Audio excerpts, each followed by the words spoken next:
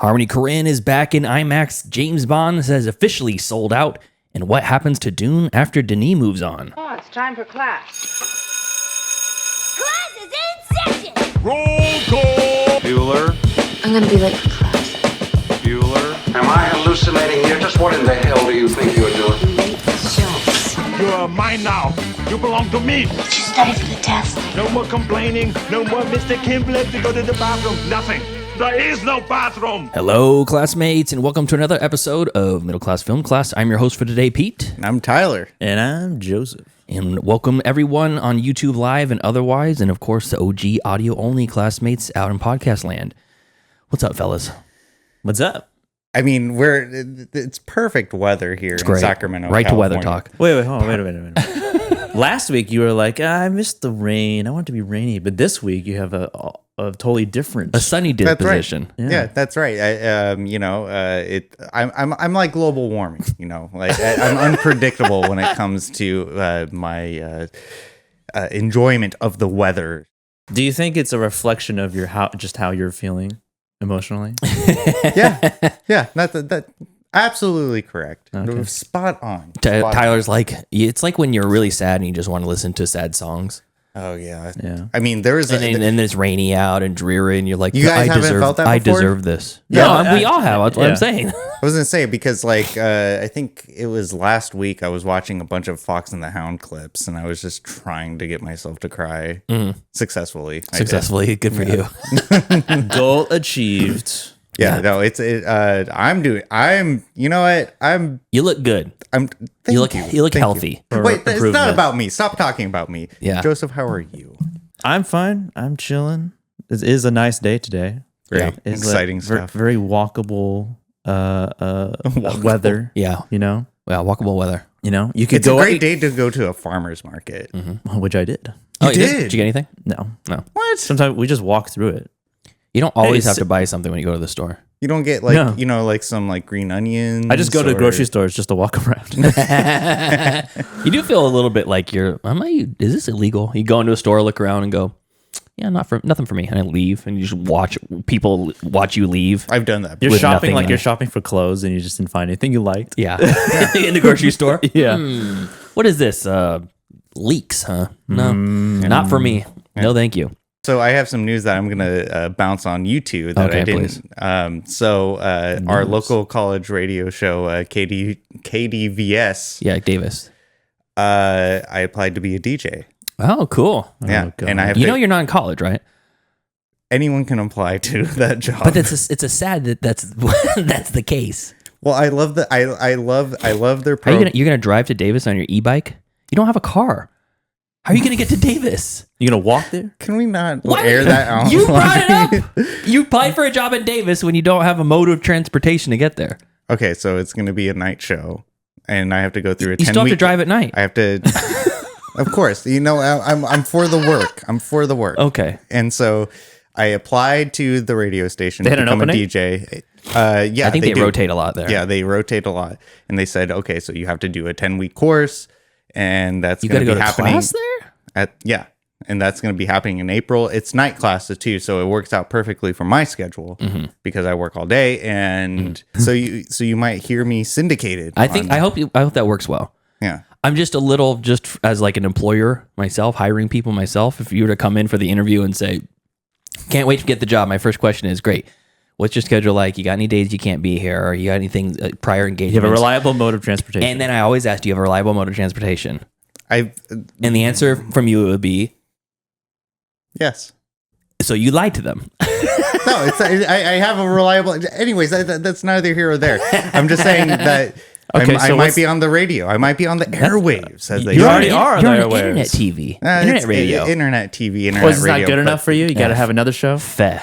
No, I'm proud of you. I'm shifting my, I'm shifting my gears into He's gonna have what to. He's gonna have to move his I streaming have to have picks. a career. Like I'm a 33 adult man. Like, and I'm working as a delivery driver. You're not 33. You two You're not even have 33. established You're careers. not 33. I'm going to be in like a month. See, you lie all the time. It's not a lie. You didn't even need to lie. It's Wait, not. wait, It's wait. not a lie. So It's what- the year. That I'm gonna So be what's the 30. show going to be about? Movies. I know. Game of Life. You're doing a side project. Your own movie show. You didn't even invite us? Well, This is like when Kyle tried to play his sister's wedding in Tenacious D, and Jack kicked him out of the band because he didn't even ask. To play a side project. I'm trying to get first a thing you said. career. What's the topic? Movies. Yes. I'm gonna do something That's different. I'm all gonna I do know. something different. I'm tired of I you said guys. movies. I said the movies Look at and Game of Life. We're gonna have to widen the door frame so his head can fit out. I just thought blowing up as we speak. I just thought it would be a good avenue to get into think it's a great. radio career. I'm busting your balls, but I think it's great. Okay, Well, Hey. I'm not getting up at 2 a.m. to talk to you about movies. Yeah, no. that's fine. Anyways, great pre-gab. Let's get into some actual gab and chatter, shall we? Find some charity, you lad. Now's the time for gab and chatter. Gab and chatter, movie news of the week. And before we go into that, we got a new listener in the chat, a new viewer in the chat, Michael Woods. It's my nephew from Idaho. What's up, buddy? How you doing? Woods. Yes. Let's call him Woods from now on. What a great name. Like, hey, Woods. No, let's not. Any relation to James? Maybe. You never know. That's like family tree. And then Joe Bridges in the chat, he says, by 33, I had already changed careers twice. So there you go. No shame in that. Okay. Now you're going to be a radio DJ, and I support it. Yeah. I'm just Maybe. worried. There's a lot of money in that. I'm just worried. Yeah, well, you're going in the family trade. Your pops was a DJ. Yeah. Now he's the president of iHeartRadio. Yeah, he is. Yeah. Look at him now. He's a big hitter in the radio industry. Yeah. He's owning noobs on COD wearing a TMNT skin. Look at him. So, anyways, Tyler, what do you got for Gab and Chatter? Moonlight and Spring Breakers are going to get its first IMAX release. And Spring Breakers. we reviewed Moonlight, right? We reviewed Yes. both of them. Yeah. We did both of them. Okay. I don't know if we did a full episode on Spring Breakers, but I've definitely talked about it. I'm pretty sure Yeah. we did Spring Breakers. I'll check it out. we? I'll check it while Okay. Tyler Because talks. I remember watching it. I wouldn't have watched it otherwise. I love Spring Breakers. Well, it was also at the Red Spring Museum. Breakers is great. It was at the Red Museum too. Oh yeah. When I first saw the title, I was thinking to myself, "Wow, that's two movies that I didn't think that I wouldn't. I think deserving is the incorrect characterization. I think warrants IMAX. yeah, because they're good movies. Don't get me wrong, but they're not movies that Not I would. that good. They're not like visually arresting, large scope movies that IMAX. They're not. Yeah, it's not like The Dark Knight. Like when The Dark Knight came out on IMAX, like that was deserving for sure. Well, they're not like stories that you need that scale of an image to tell the story. Well, it begs the question though, like, is IMAX, grasping for business? Like, are they trying to? I think it's get into A24 that's the one that's Yeah. doing this. Yeah, it is. And also, you're right in the sense that in January and February, there's not a lot of big theatrical movies coming out. Not tentpole movies. Not summer. They're saving it for summer blockbusters, and they save the big ones for Oscar bait. Yeah. End of the year. So February, March. That's a perfect time to put out some interesting movies into the IMAX. Fill those theaters, which would remain empty if they didn't have a movie that's basically made for it. And it's interesting because I was thinking that, I would watch these movies in IMAX if I could afford it, because I love Moonlight and Spring Breakers. Spring Breakers, when I first saw it on this title, it kind of reminded me of what that movie was about and like the cadence of the movie. And it feels small scale, but it has a larger scope. It's very in your face. The movie Which making. Spring Breakers? Yeah. Yeah. I love Spring Breakers. It's one of the trashiest time capsule movies Yes. of all time. It's Now, a real courageous move they really wanted to do. I know it's not an A24 movie, but they should just put like something like Paris, Texas in IMAX. that would be sick. That would be good. Yeah.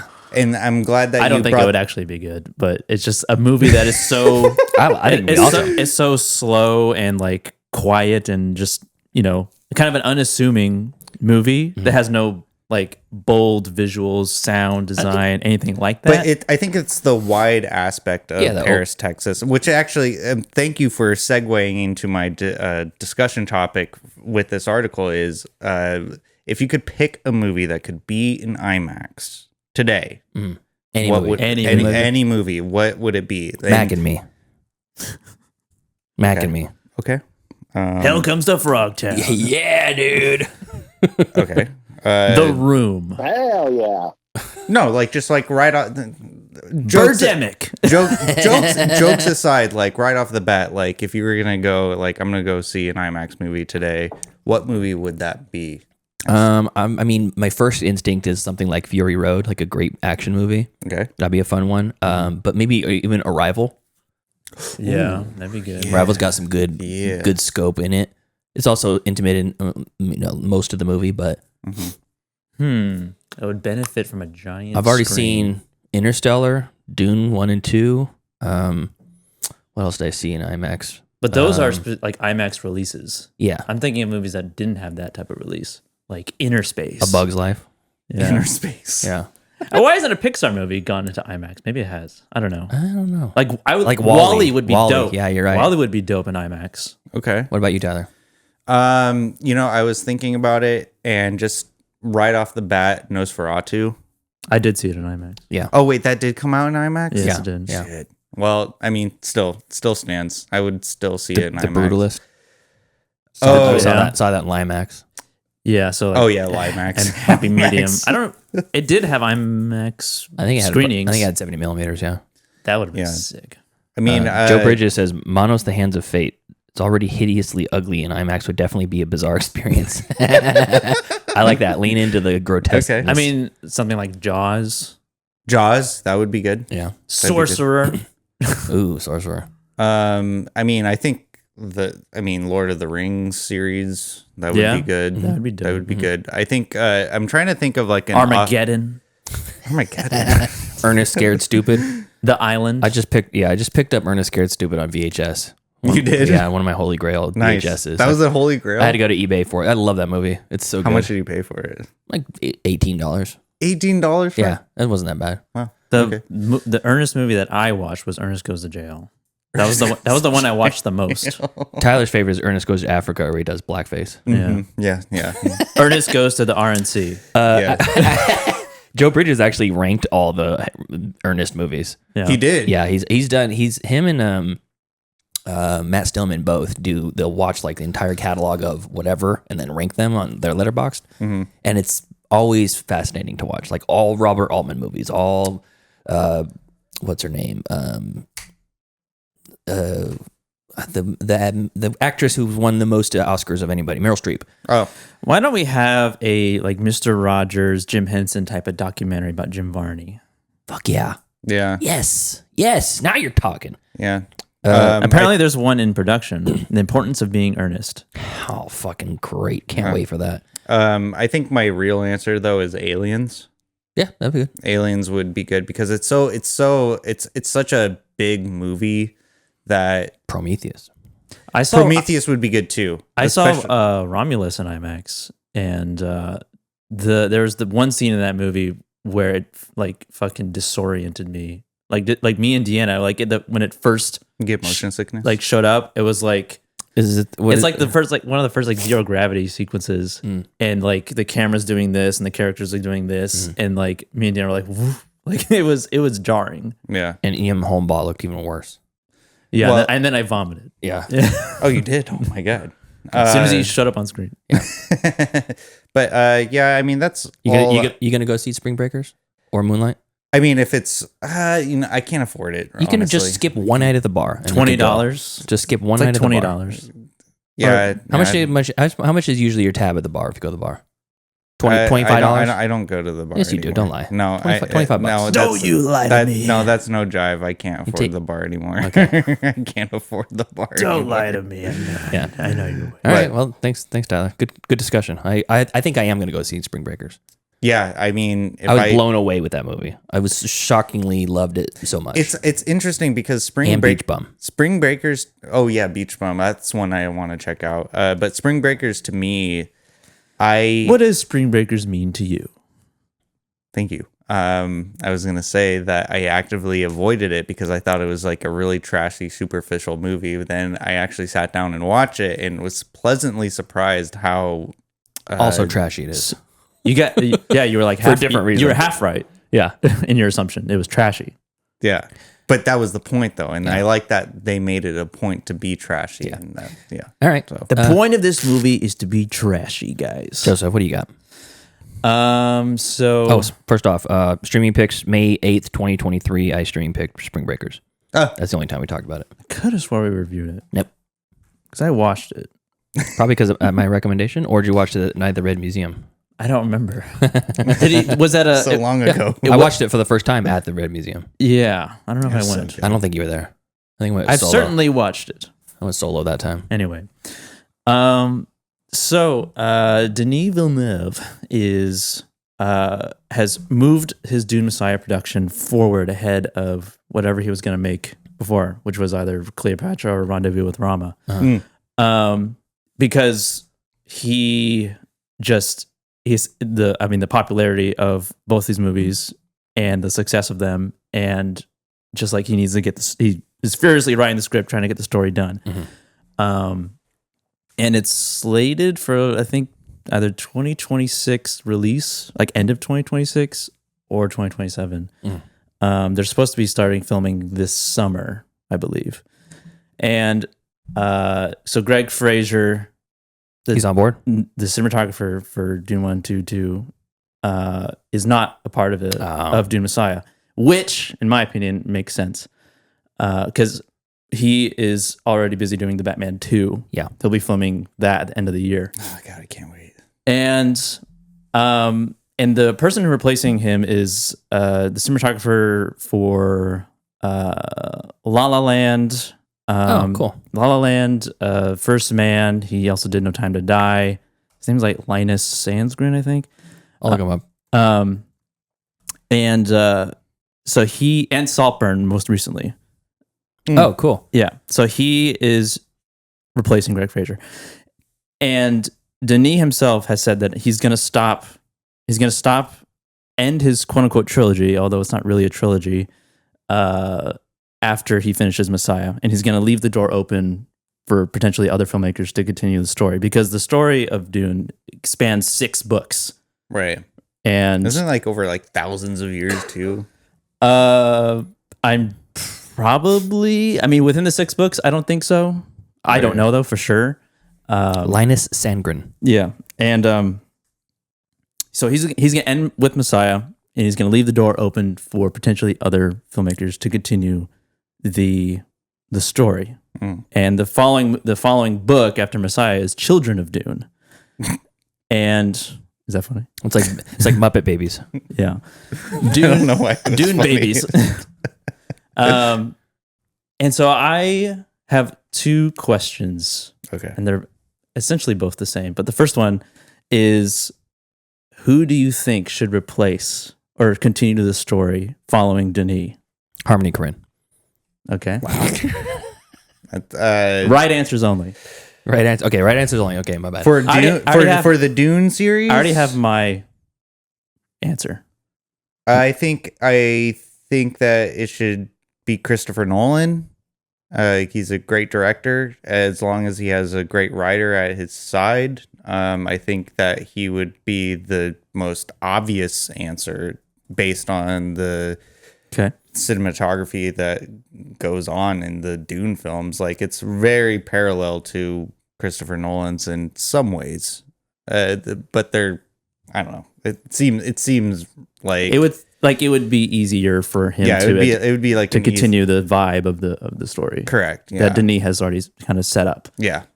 Okay. What do you think, Pete? He already said Harmony Korine. Joe Bridges took the words right out of my mouth. Gareth Edwards. That was my answer too. Was it really? Yeah. Oh shit. Gareth Edwards. The scope of his movies, from The Creator and Godzilla 2014, they're so I didn't think about large Gareth scale Edwards. in the visions that he builds, which I feel like you need for that. Yeah. But it would be interesting to go in a completely different direction, because they have like the ultra serious, ultra realistic Denis trilogy, and then you could do something like Steven Spielberg or James Cameron to step in and make it more like for the masses. And from what I understand about what happens in the story, what's up, Bruce? After Messiah, because there's the order of the books, the names of them. It is So it's Dune, Dune Messiah, Children of Dune, God Emperor of Dune, Heretics of Dune, and Dune Chapter House Dune. And at one point, the main character turns into a worm. Yeah, I've heard that. And so if they were to go that route, I feel like Would you still love me if I was a worm? Like George Miller, like Bruce just said, would be a good, I think. Hard mode directors that'll still be alive when it comes out. Yeah. Yeah, he'll be like 95 years old. Hey, okay, so we're going to have these worms coming out of the sand. I like that. How about Wes Anderson's Dune? Children of Dune. That'd be hilarious. Just like a Strangely, I can see that being successful. It's a claymation sandworm in the background, like way in the background. It's like a static shot of Bill Murray lamenting that there's spice everywhere. Yes, I love it. Okay, now wrong answers only. Okay. Ooh, I already burned a couple of those. Uwe Boll. That was immediately what I thought. That's the first thing. Uwe If you want to Boll. ruin a good franchise, give it to Uwe. I was going to say Yorgos. Yorgos. Yeah, that'd be interesting. I think he could. You think he could do something with it? In the later books, I feel like he could do something because they get fucking wacky. Can I go back to good answers? Peter Jackson. Ooh. Peter Jackson, yeah. Make it like a King Kong style. Yeah, I mean, he would have to with Peter Jackson, he likes to delve into the lore. Taika Waititi, wrong answers only. Taika Waititi, yeah. Unfit directors. Ooh, Noah Baumbach. There you go. What about Martin McDonough? Yeah.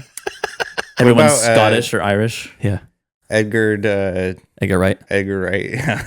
That'd be interesting. Yeah, very quick pace. Yeah, A Edgar Wright. lot of needle drops there. Or James Gunn.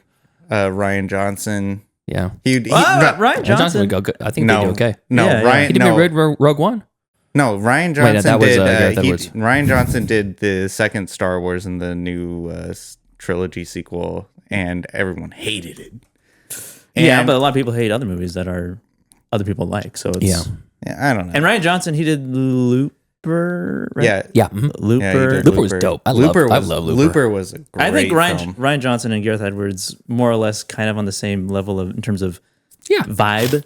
Yeah, exactly. Sci-fi- They feel sci-fi like vibe. they're emotional cousins. No, let's just go with Alex Garland. That'd be kind of interesting.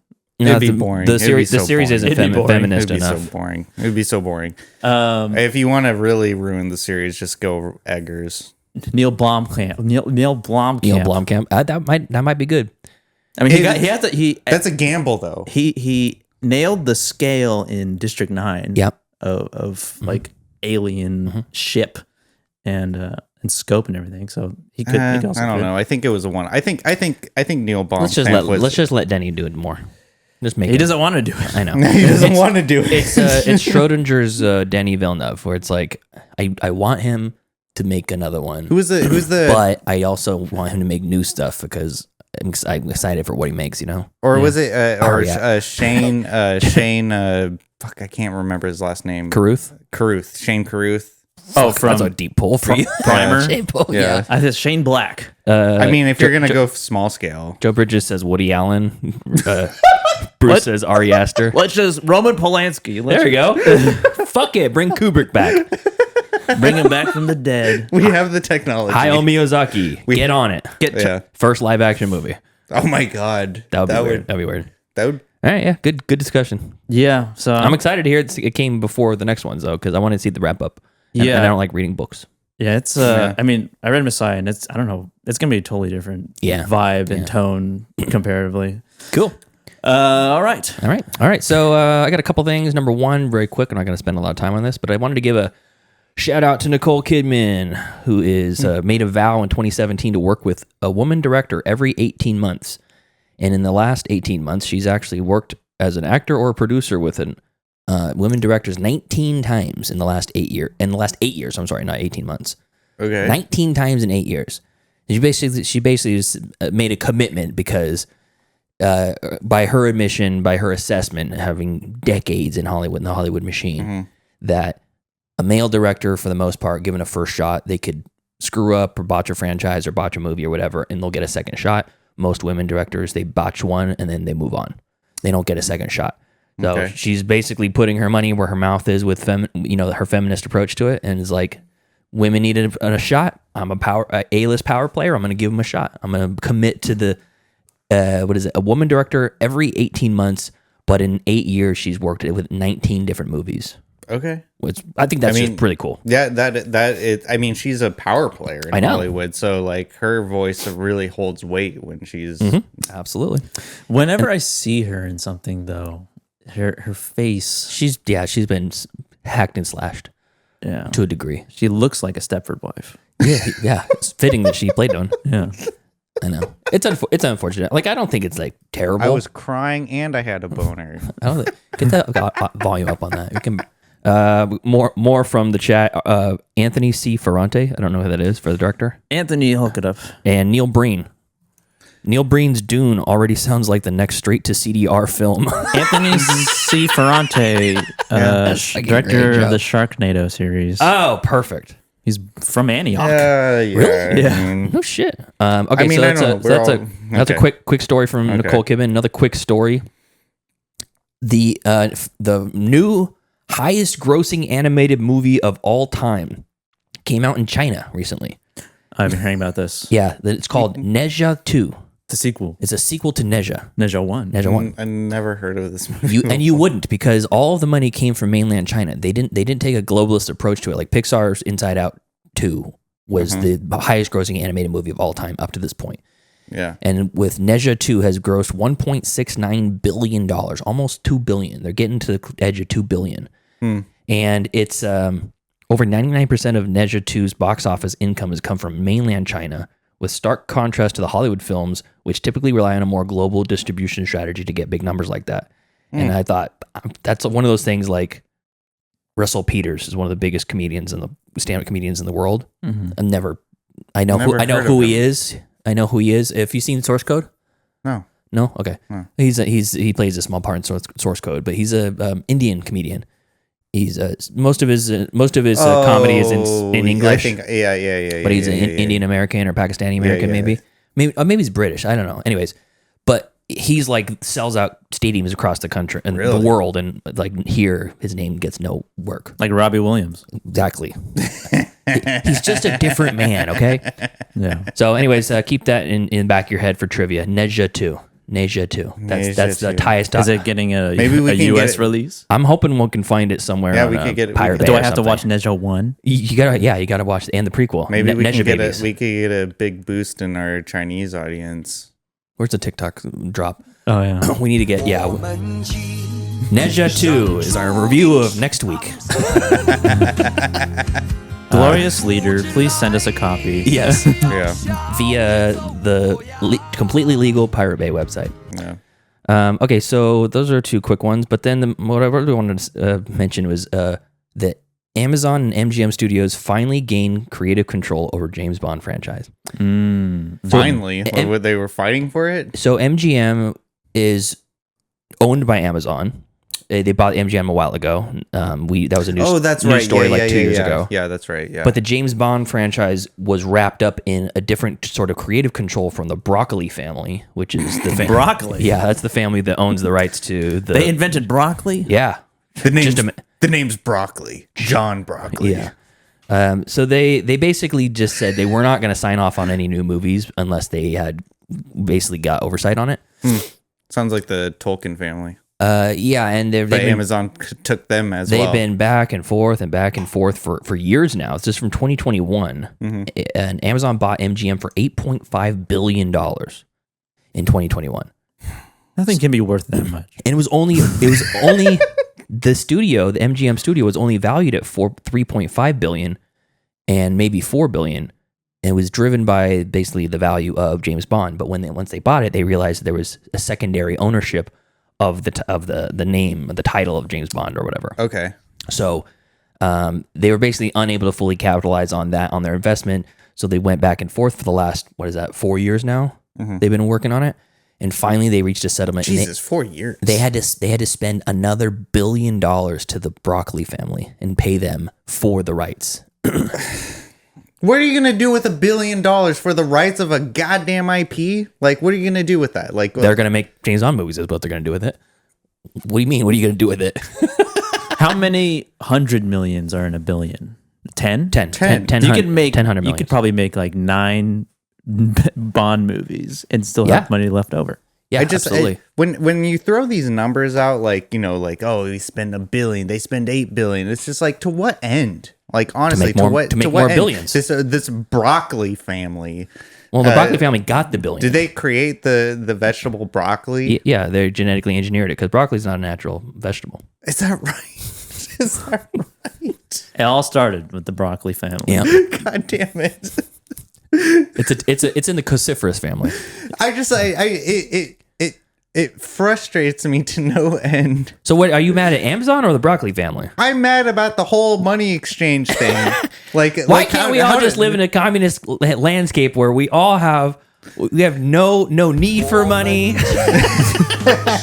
We could just live our life. No, see, it's coming to a head now. It's coming to a head now because we're on the cusp of a fascist state in our country right now, and so when I hear like people throwing out, oh, they spent $1 billion, they spent $8 billion, it's like, what, $8 billion? Like, what you're really mad about? You're like, can I have some? It's arbitrary. It's arbitrary at that point. Like, it's no, it's not. It's real. It's numbers. Yeah, where's that money going? Where's that money the broccoli going? family. What are they doing with it? They're buying whatever they want with it. Buy what? What could you do? Houses, cars, personal chefs, fitness gurus. You just last week when I was talking about how great, who was it? Zac Efron when Dirty Grandpa. I was like, wow, you look like chiseled out of stone. And I said, how do you get like that? And you said, you just got to have money. So the broccoli family are going to be yoked. Yeah, a whole family full of buff ass beefcakes. Just eating broccoli. Yeah, just eating. That's the secret, actually. Broccoli and cheddar cheese sauce. Yeah, and Joe Bridges basically says exactly what I was going to say. He just says, I expect a TV show for the Bond from Amazon, similar to the Jack Ryan or Lord of the Rings. So it's official at this point. James Bond is gone. It's now in Jeff Bezos' hand, and he tweeted out, who would you like to see as the next James Bond? That was his announcement. Well, it kind of sparks another discussion. Wrong answers only. Jeff Bezos. He's going to cast himself. He's already yoked. I thought Jeff Bezos could have played it. Well, I mean, he's kind of like the real Lex Luthor of our. No, he's like the villain that Dr. Evil is based off. I don't know if he's as smart as Lex Luthor though. Yeah. Well, I mean, he's a trillionaire. Like, how do we know? But he's just as evil though. Well, I mean, like, it kind of begs the question. I know we're running on time, but like, who would you want to play as a James Bond? I think we've already talked about it multiple times. Right, I'm going to dignify that with a response. That's Idris fine. Elba. That's fine. Nicholas Hoult. Ooh, that's not bad. Michael Jordan. I wouldn't have said that I agree with Nicholas Hoult until after Nosferatu, but he teared up. Yeah, he teared up. Eddie Redmayne. Jonah Hill. Bruce says, Tyler, since you hate family, I hope you don't know about the broccoli family. Veggie Tales. Yeah, you don't hate the broccoli family. How do you feel about Veggie Tales? Oh, I think it's awful. I think it's a slap of the face of humanity, or humankind, I should say. Oh, where is my hairbrush? Yeah, I think veggie. I think whoever. I hope whoever created Veggie Tales gets shingles. It's the broccoli family.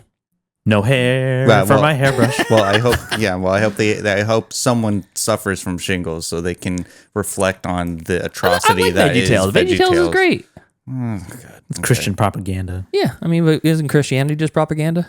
Yeah, but it's in the form of I don't vegetables. like that kind of propaganda, though. Form of talking vegetables for kids. Yeah, you learn to hate cucumbers. Because Larry's a fucking asshole. Larry, the fucking Christian Gumby. Yeah, Gary Christian Gumby. No, that's disrespectful to Gumby. He's pokey, if anything. Yeah. All right. Anyways, so James Bond, good luck and good riddance, I guess. Are we waiting for another James Bond movie? I don't recall saying good luck. I specifically brought it up because last week we were talking about it. It's not a perfect endpoint right now. Yeah. Well, that's why actually in the story that I read, the full story, the Broccoli family basically said, well, after they killed off Daniel Craig's, it feels like a natural version to just say, you know what? Fuck it. We're going to throw it away. That's a good point. We're going to move off with our life. Point. We're going to be able to, we're going to all go get stinking rich. It's not like Indiana Jones where he's like someone picks up the hat. Yeah, exactly. Shia LaBeouf. Phoebe Bridgers. Shia LaBeouf is there. Phoebe Bridgers. Yeah, or whatever her name is. Phoebe Waller-Bridge. Yeah, whatever. Anyways, let's get into some streaming picks.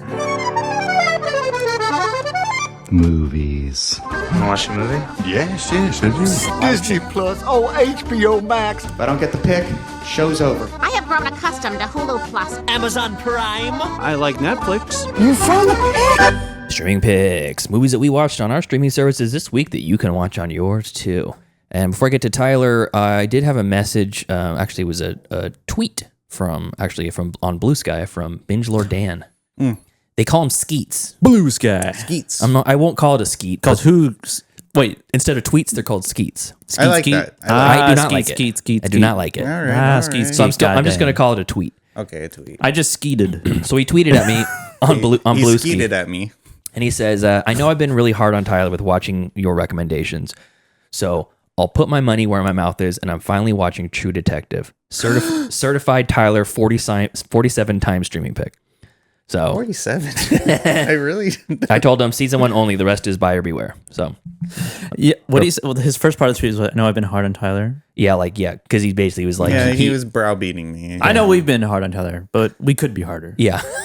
We can be better. I understand that. Yeah, I get it. I mean, deservingly so. Anyways, go ahead, Tyler. Go give us your streaming pick for the week. Ooh, boy, I do have a movie that I watched that is not a repeat. This is 2017's Please Stand By. It's starring Dakota Fanning and Toni Collette. Holy shit, this movie really moved me. Really? Like, it really moved me.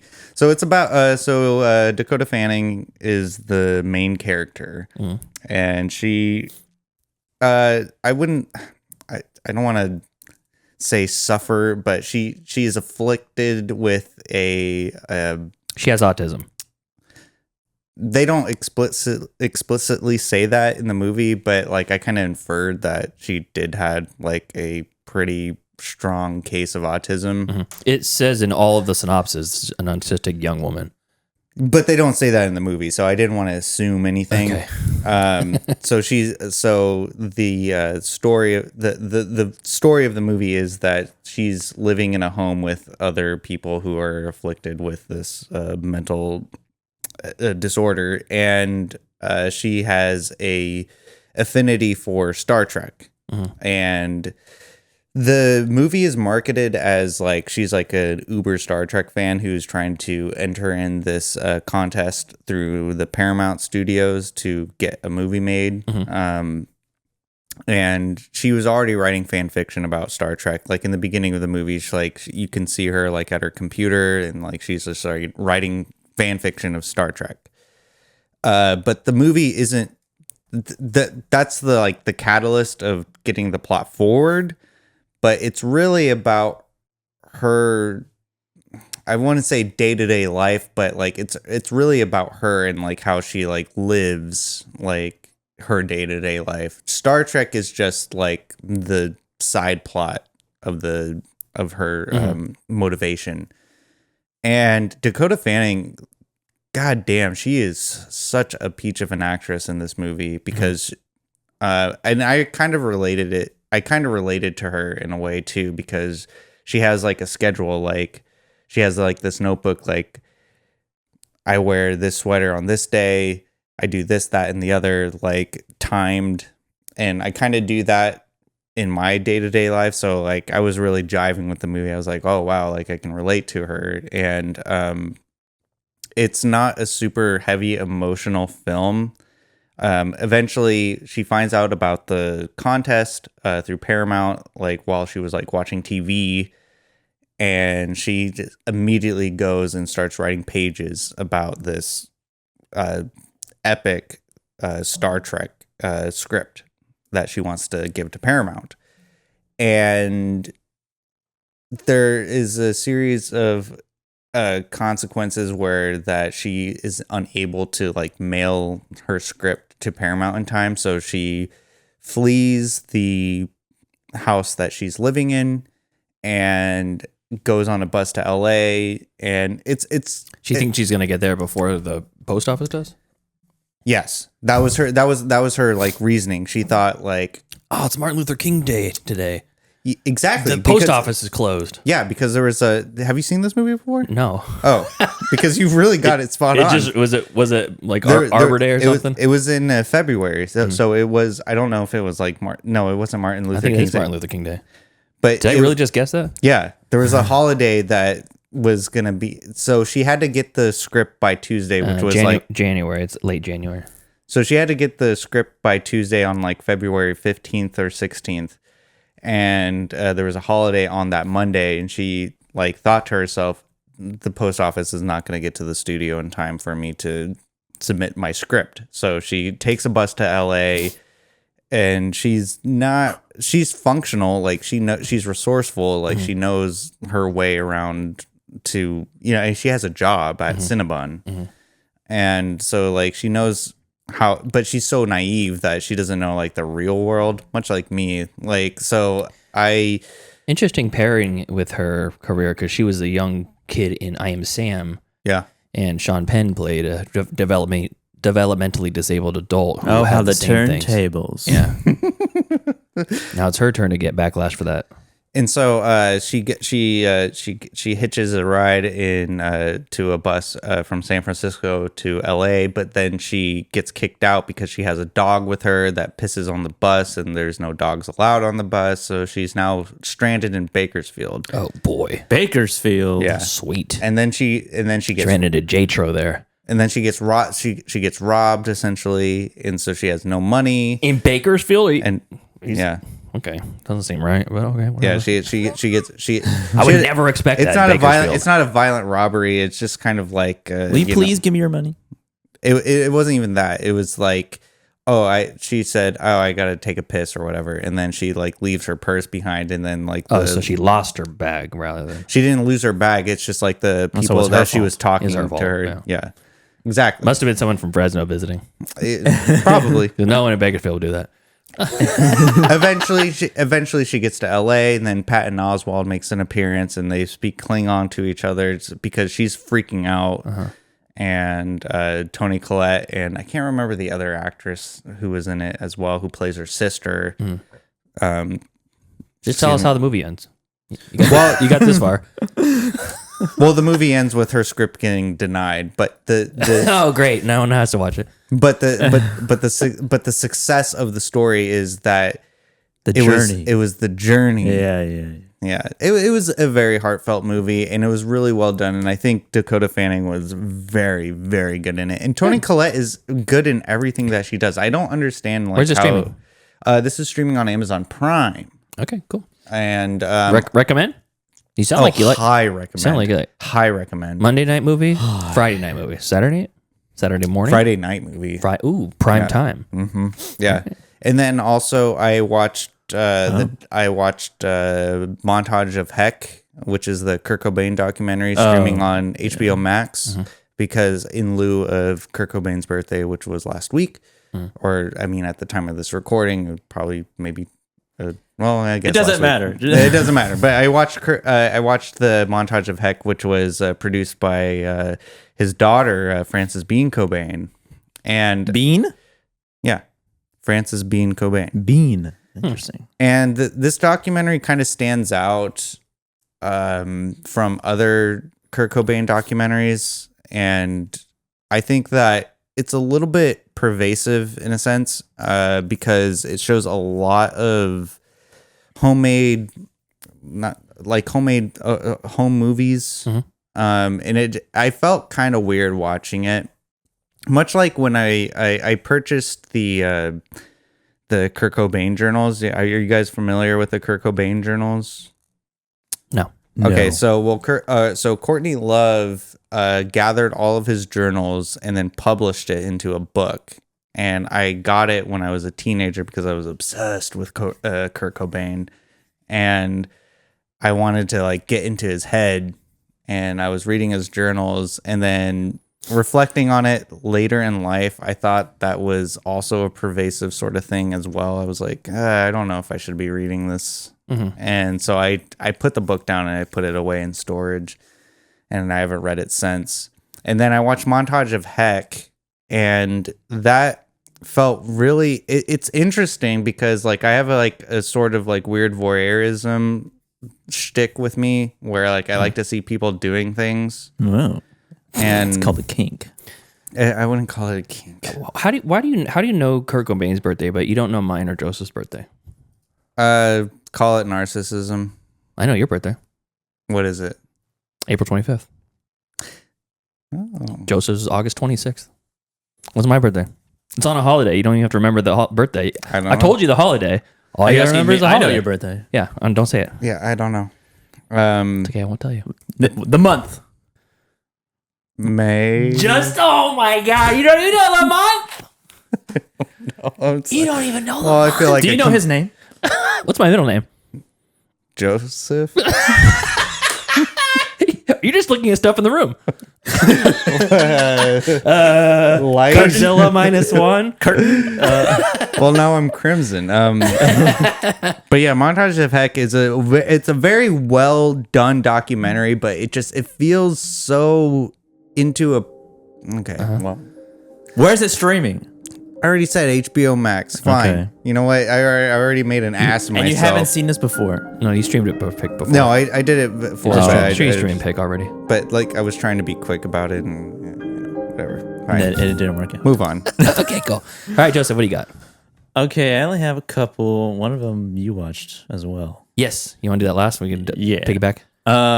First one, streaming on HBO Max now, newly dropped on HBO Max, which is Flow. Oh, cool. Flow, the animated movie about a cat From Lithuania. in the wild that was made in a free open source software called Blender. I didn't know Blender was open source. Yeah, That's cool. entirely in that software. We create our entire show with open source software. Yeah, OBS. we're relying on this. The kindness of strangers. Yeah, exactly. This is a filmmaker, director, Gintz Zilbaladis, who is also a writer.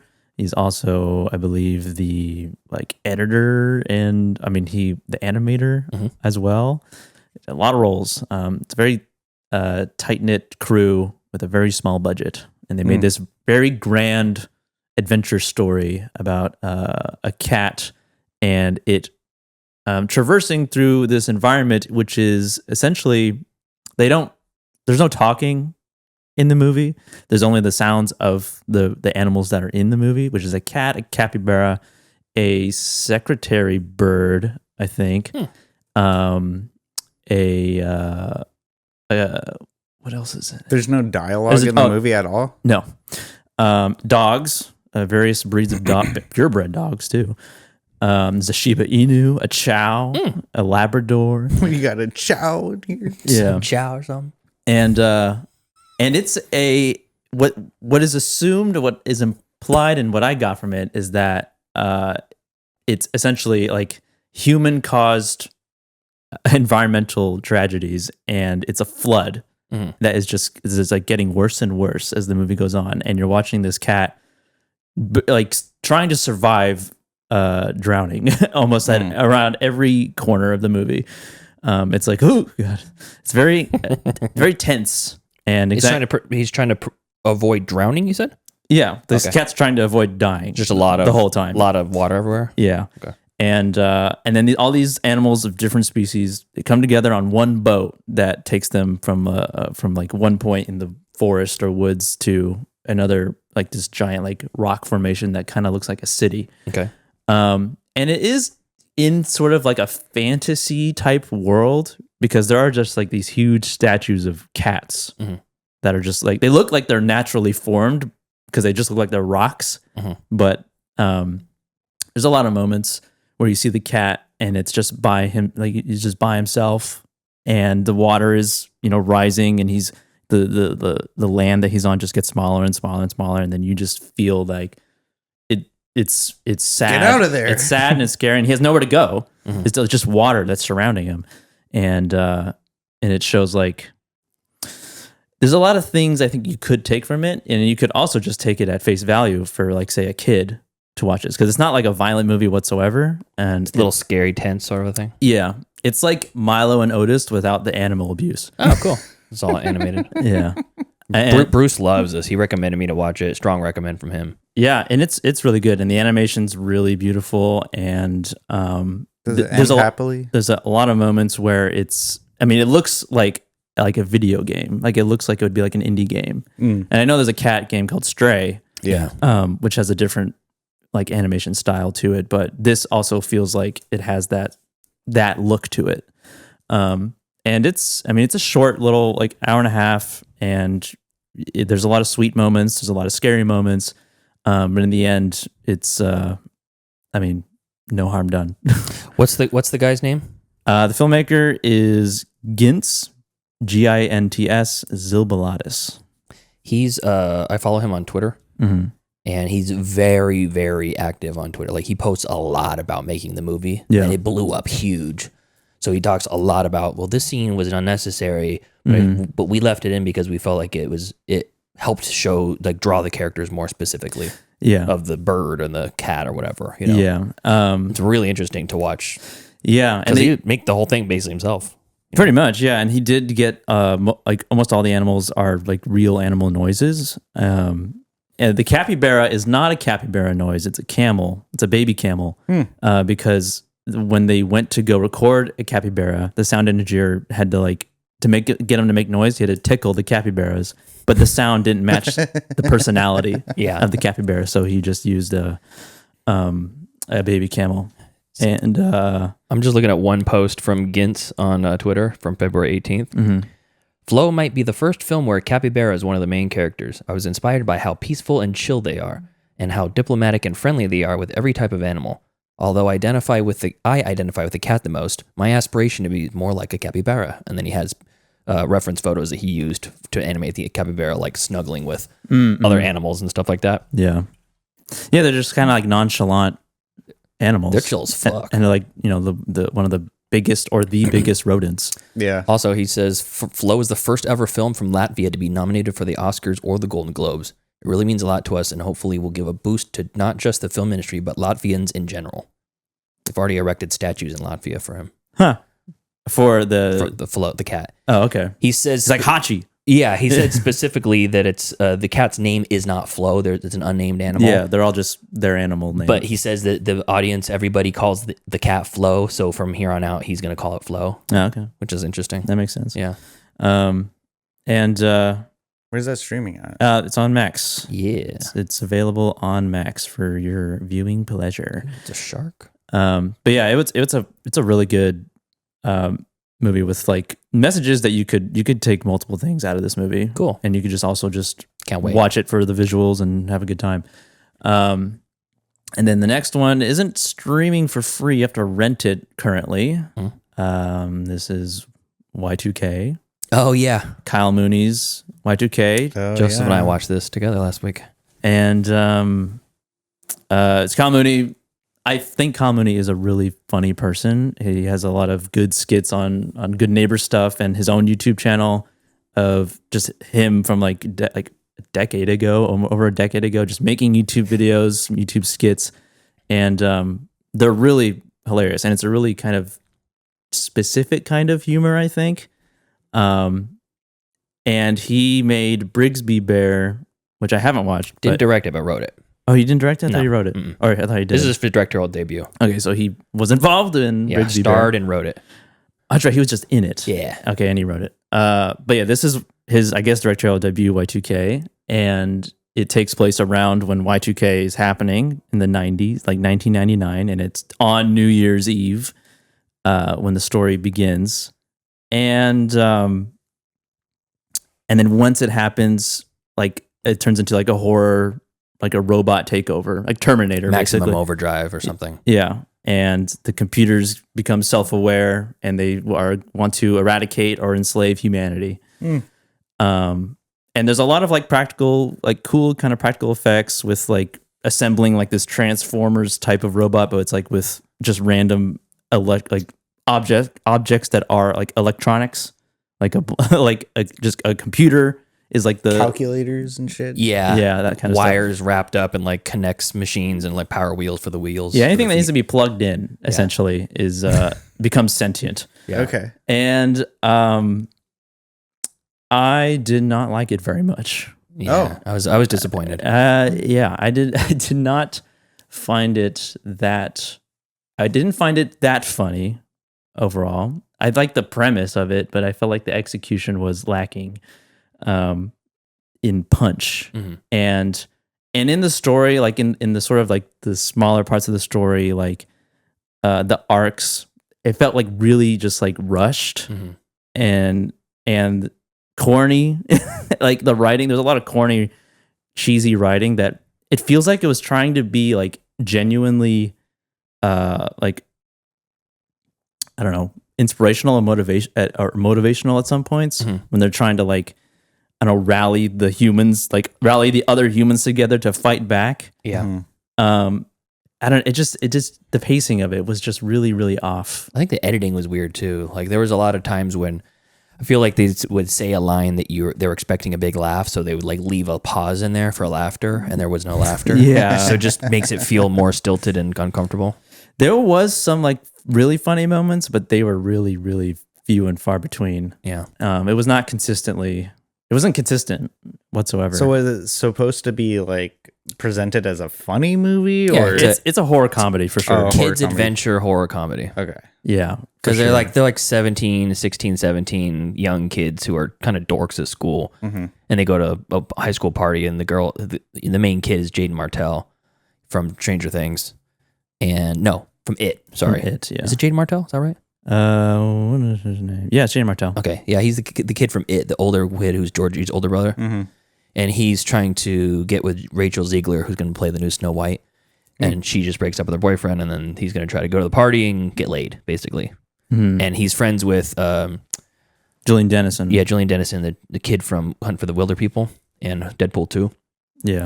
And he's trying to be cool and outgoing and like smoke weed and stuff, and he's leaving his dorky friend behind. Yeah, the main character, he's timid, shy, nerdy. He's Jade Martell. Yeah, and then his friend is just Julian Dennison. He's basically outgoing. Yeah, they basically do play very similar versions of themselves. Yeah, and it just wasn't really. It just didn't really work at all for me, and it wasn't that funny overall. Yeah, it was pretty less than mid and disappointing. Yep. I had a little bit more high hopes for that movie, but I'll piggyback on that. You want to switch to me? Yeah, and that's all I have. That's worth talking about. I think continuing on the conversation with Y2K, I respected a lot of the filmmaking, the physical filmmaking, because they do a lot of practical stuff. They do like the machine is clearly like a person in a suit. The machine monster that's chasing them is like a person in a suit. I think they spent enough time making it feel like a 1999 movie that felt appropriate. A lot of needle drops and visual references. Yeah, I mean, clothes were fine, they're good enough. The way that people talked, for the most part, were good enough. And it's like you can sit and nitpick and say, well, that's not how it was. But 1999 in California and 1999 in New Jersey is very different. So my version of 1999 is different than someone from, Preston, Idaho, 99. That's why Napoleon Dynamite came out and everyone thought it was set in the 80s. But it was not. It was just Preston, Idaho. Yeah. So, or late 80s, early 90s. So anyways, I think I liked it a little bit more than Joseph did. It's like a 3-star movie. But the enjoyment level was a lot lower than I was hoping for. And I didn't laugh nearly as much. I kind of chalked it up to bad editing because of those like needle drops and things that just didn't seem to work well, and like the long pauses. But the guy that edited it, his name is David Marks, and he edited The Last Black Man in San Francisco, which was great. The Night House, which is wonderfully edited. The new Hellraiser reboot, which I really liked. And Don't Worry, He Won't Get Far on Foot. And Windfall. Windfall was a little bit funky and a really interesting score that I don't think matched the movie. But it was like, this just seemed like not put well. So I have to hang the failure of the overall vibe on Kyle Mooney, unfortunately, and I really like him. But his character was fun. His character was very fun. He's in it for a white man with dreadlocks. Yeah. He's there like in video store rental clerk who smokes weed and lets the kids smoke weed. Nice. So, yeah. Anyways. All right. So in addition to Y2K, I watched a couple of classics. First one is streaming on Peacock and Pluto. I consider this a classic, and if you haven't seen it, you are doing yourself a disservice. It's Stardust from 2007, written by Neil Gaiman, based off the book from Neil Gaiman. This is a great movie. It's so fun. It's Charlie Cox, who plays Daredevil. Yeah. Right. Okay. Claire Danes plays a star. Sienna Miller. Oh, is that the movie that was on last week on your TV? Mhm. Yeah. Yeah, that. I didn't sit. Fun. I didn't sit and watch the entire thing, but I've seen it 10 times maybe. Mm-hmm. It's really good. Ricky Gervais, Jason Fleming, Mark Strong, Rupert Everett, Peter O'Toole, Michelle Pfeiffer, Robert De Niro.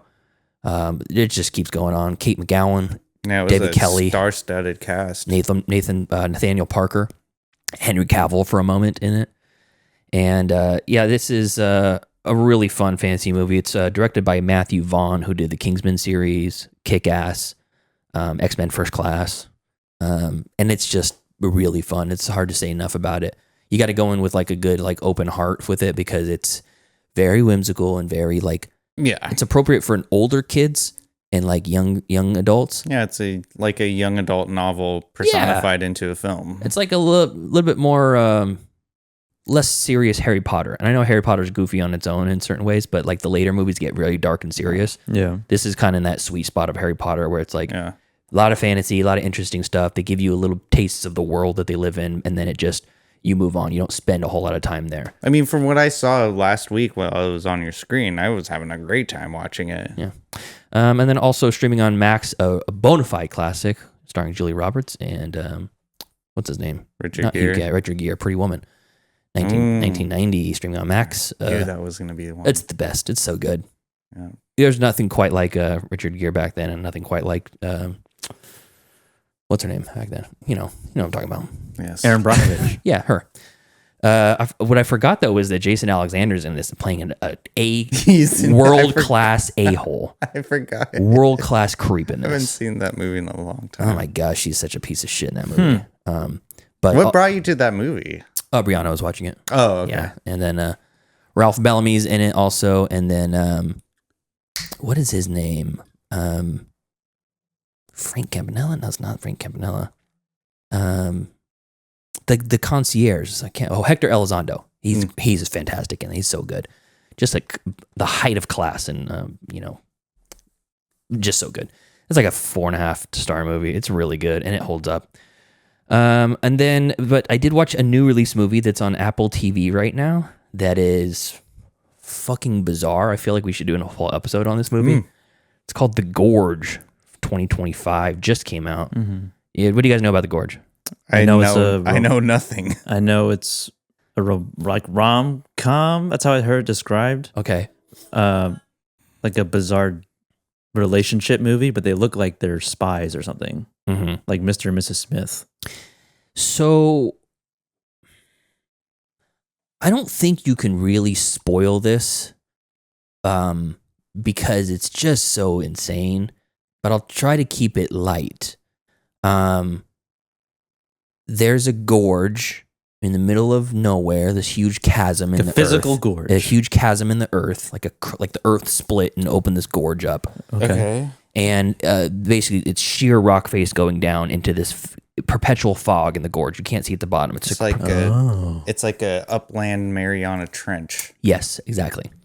And it's somewhere between the Eastern Hemisphere and the Western Hemisphere, unknown. They don't say where it's at on purpose.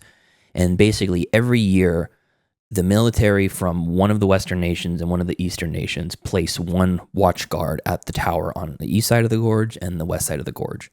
And the towers are retrofitted with like remote controlled huge turret guns, like anti-aircraft guns, motion sensing like landmines, but they're suspended into the gorge near the edges of the cliff. There's barbed wire and electric fence. There's motion sensors and like fire bombs. And then on top of it, there's cloaking devices along the length of the gorge that basically cloaks the gorge from satellite imagery. And every day, their job is to wake up, walk the perimeter. If there's any, they need to restock the guns. They restock the guns. They need to reload the mines. They reset the mines. And Miles Teller plays the guy who's going to go work the gorge on the west tower. And then Anya Taylor-Joy is I think she's Lithuanian. Yeah, she's Lithuanian. But she's basically placed there by Moscow. And she's working the east side tower. And they're there for a year. Every year they change out to another person. Sounds like a cush job. Yeah, but you're in complete total isolation. There's nothing there. There's no electronics. There's no communication with the outside world except for a radio. And once a month, you radio to HQ and you give a status report. Was there any contact? Was there any shots fired? Was there anything? Whatever. And he goes to this Gorge post and he gets briefed on his duties there. And he asks the guy who relieves him, well, what's the deal? What's in the Gorge? And he's like, well, no one knows. And like, we don't know exactly what it is, but we call them the Hollow Men. And he's like, the Hollow Men? What is the Hollow Men? He's like, Kevin Bacon? Yeah. Kevin Bacon's down there. And there's so many holes in the plot of this movie. Like it's like a terribly written story. And there's so many, like so fucking cheesy, the romance aspect of it, because sounds like a stoner movie. One of the rules is you can't contact the person on the East Post. You can't contact them. Okay. But they put two hot people on the posts, and Anya Taylor-Joy is in like knee-high leather black boots and like booty shorts the entire time. That doesn't seem practical. No, for basically chilling. She's like, you're here for a year. You're going to be in leather boots and booty shorts the whole year and like a crop top. And at some point, they start writing on notepads to each other and like holding the sign up. And it's like, what's your name? And then like, how far away are they? It's probably like a mile, maybe a quarter mile apart from each other. They got Nox. Yeah, they got binoculars. Yeah, they got Nox. Powerful ones that can zoom in and zoom out. And it's like, it's insane. It's insane. I've watched The Gorge 3 times. Chris is the one who recommended it to me. Oh. So it sounds outlandish. It is bizarre. I haven't even gotten to the bizarre parts. Okay. So it's this romance aspect, and there's like at one point she's sad. It's her birthday or something, and I'm gonna get fucked. More or less. Damn. And you try to not jerk off while you're watching this movie. That's right. But at one point she initiates. She writes on a big, happens to have an oversized, flippable, giant paper and some really thick black marker, and she's got fucking perfect penmanship. Yeah, where'd she get this stuff? The military. She goes Staples. So she writes out, what's your name? And holds the thing up, and he like looks in the binoculars and like writes back on a whiteboard, we're not supposed to talk. And she writes back, my name is so-and-so. Who's here to tell? And then like goes like this. And there's like the camera's like zooming in on her, and it's like, what? When you can't talk, your acting becomes like small movements and like twerks and emotional twerks and stuff. Or physical twerks. And the whole time I'm like, this is so cheesy. And this is a streaming pick? So just bad. He's getting there. It's just so bad in that aspect. But fun. Like not like terrible. Not like I can never watch this. This is just like, wow, this is so cheesy. Where are they gonna go with this? Oh, they're gonna meet. They're gonna go across someone's gonna go across the gorge. Can you just go around? No. Okay. No, you can't. That's just a hole. No, it's like Joseph Logic. Can't but just it's a walk chasm. around. But it's like it's like the Grand divide. Canyon. It's like the Grand Canyon. You'd have to put a bridge. Yeah. And at some point, this is a little bit of a spoiler, so if you're going to watch this with fresh... I don't think that this is necessary, but at some point she's sad about something, and he's like, what's wrong? And she tells him what's wrong, and he's Haven't been licked in 30 days. And he's like, Tyler, be sensitive. This is a real person. I was being like edged This the is whole a documentary. time. And me and Brianna are watching this together, and she's like, this movie's bizarre, but it's really fun. I'm like, yeah, I agree. Okay. And at some point, she's like crying and whatever, and they have this emotion. There's a lot of like needle drops. There's like, The Cure or whatever, like, because it's Apple TV, so they have big budget. They put these really unnecessary needle drops. The Cure, songs the band? Yes. Oh, that's awesome. I think it's The Cure. Anyways, so at one point, it looks like he's like, I'm going to go over there. Like, he doesn't say it out loud because he's by himself, but he's like looking around. He's like, I'm going to go over there. And then I was like, what is he going to put a fucking torpedo across and zip line over there? Sure enough, he pulls apart a rocket from the rocket launcher that was provided by the government and shoots it across the gorge and fucking zip lines over there. And he's like, I'm going to get my dick wet. I'm going to get laid. And then they're on the same side, and you're like, you got to go back. How are you going to go back? The zip line goes down. It goes down. You're going to have to shimmy back or whatever. And So that's already insane. And then when the Hollow Men come out of the gorge, they actually come out. They come out of the gorge and they have to fight the Hollow Men back into the gorge. They're real. They're like literally like crawling up the side of the gorge to go in. And this sounds kind of fun. It's really fun. It's really fun. This is my recommend of the week, by the way. Okay. We were not sure which way you were going. I know. I know. I did that on purpose. And at some point you're like, well, they got to go in the gorge. And you're like, do they go in the gorge? Get down there. Yeah. So I'll leave it at that because it gets bonkers and crazy. And I'll tell you, this is one of my favorite movie podcasts. I got a bunch that I listen to that I really love. Piecing It Together from David Rosen. I've been on a show a number of times. It's basically you take a new movie and then he has a guest on and they talk about the movies that came before it that might have inspired that movie. They call them puzzle pieces. Right. The puzzle pieces for The Gorge. Annihilation, Shadow in the Cloud, Silent Hill, Super Mario Brothers, the 1993 movie, I Am Legend, Pirates of the Caribbean 2, Stranger Things, Skyrim, The Mummy, Skyrim? That's not even a movie? Kong Skull Island, District 9, and Fallout 4. Those are vibe pieces for the movie. Okay. What about the setting of the movie, like the time? It's modern. Yeah. Sigourney Weaver plays the military leader who But is sends it them there. future? No. Oh, okay. So just an alternate present? Yeah. Yeah. I didn't watch the trailer, so I can't say what they say in there, but there's a line that explains it all, and I don't want to say it because I think it helps explain what the gorge is. Okay. But I've said enough. It's very fun. Enough? It's bonkers, and you're like, this would never happen. And then 10 more minutes goes by, and I'm like, okay, maybe that would happen in this universe. So it's a movie to really kind of turn off your Just brain. unplug. Okay. Yeah, just enjoy it. Get some popcorn. It would be great with friends.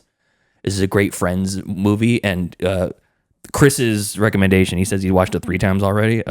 Fucking great. Yeah. When we were done with it, I was like, I kind of want to rewatch this when people come over because it's just bonkers. So that's The Gorge. It's only streaming on Apple TV Plus. So I don't even know if you're ever going to be able to rent it anywhere else. Really? So Apple TV, and this is not what I'd expect from an Apple TV movie. Most of their stuff is like Blitz was one of my streaming picks a few weeks back. Apple TV exclusive, and it was fucking great. Like a almost 5-star movie. I liked it like a 5-star movie. Very emotional about the Blitz in World War II in London. Mm-hmm. And this is like Netflix Drek, but like high quality. Okay. So it's like this is the prototype streaming movie. When you're thinking, oh, it's a streaming action sci-fi movie, it's the Gorge, but it's actually pretty good. So, anyways, that's all I got. Cool. You guys have anything else? No. Wait, is Jack still in the chat? Yeah. Think so. Okay, well. What do you got to say to Jack, huh? Season 1 is number 1 Dexter season, Jack. Come on. Joseph, go to the 3. Season 1 is the best season of season Dexter overall? Yes, it is. Okay. Straight to jail. Bruce says, sniper meet cute over the King Kong chasm. That's it. That's it. Yeah, well, he says... wait, what does Jack say is the best season? He said season 2 was the best season. Oh. Yeah. All right, cool. So thank you to our cool ass yard duties over on Patreon. That's Javier, Heather, Michael, Steven, and Chris. And if you want to support us on the Patreon, you can do so at patreon.com/middleclassfilmclass, or you can just watch on the YouTube like you're doing right now. Hopefully. That helps too. Until next time. Thank you for joining us as we Gavin Chatter. We talk about Nicole Kidman and Denis Villeneuve and The Gorge. Go watch that. Follow us later on in the week or later on today if you're on the live stream as we review... What is it? Hell Comes. Hell Comes to Frogtown. Fuck yeah. Rowdy Piper. Follow us on Facebook, facebook.com/MCFC Podcast, and send us an email, mcfcpodcast@gmail.com. And follow us on Instagram at Middle Class Film Class. And follow us on TikTok at Middle Class Film Class. And on Twitter at Podcast MCFC. There you go. We'll see you next time or later today. Bye-bye. See ya. See ya. Neil Breen's Dune already sounds like the next straight-to-CDR film. I gotta get out of here. The bell doesn't dismiss you. I dismiss you. You're free to go. See you next week. See you later. See you later. That's a wrap. Great show.